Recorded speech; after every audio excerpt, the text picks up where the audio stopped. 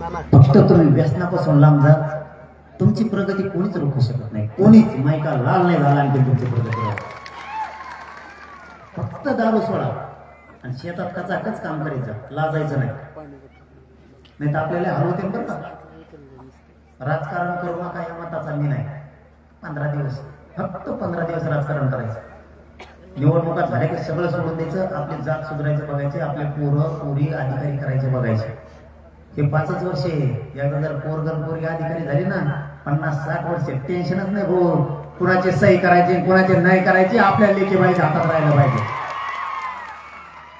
नाही तर तुझं राहावं लागतं मग दोन लोकांच्या दारात जाऊन उभा करा आमची एवढी सही. मान टाईट राहिली पाहिजे, प्रतिष्ठा मराठींची वाढली पाहिजे असं काम करा. अहो याचं पाणी तरी टाका तरी बाटली भरून. गडीला एकटा हल्ला, त्याला आरक्षण मिळालं का नाही, त्याच्यामुळेच एवढा आवाज.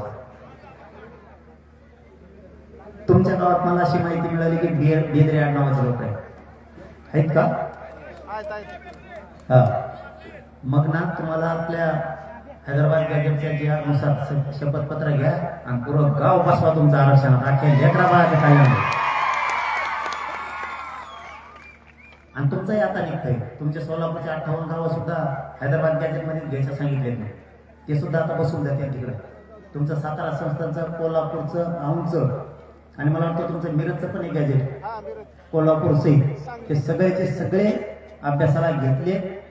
मला उपसमितीनं तसं सांगितलंय. थोडा वेळ लागत पण एवढं ध्यानात ठेवा, आपल्याला दमदारी घ्यावा लागेल. कारण आपल्याला जळणारे लोक आहेत.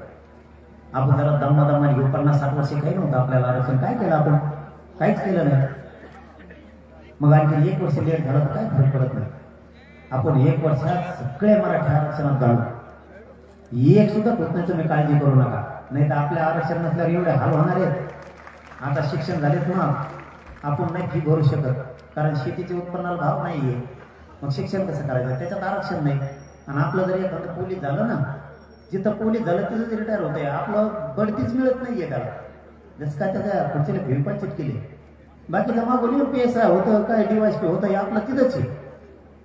हे आरक्षणाचे दुष्परिणाम आहे. तुम्हाला पोरं पोरी उच्च शिक्षणात घालायचे, तुम्हाला आरक्षणाशिवाय पर्यायच नाही. त्यामुळे आरक्षण घ्या, लाजू नका. कुणी काही म्हणू नका की आपल्याला नको तुपल्याला नको. पोरं सुखी समाधानी करायचं असले आपलं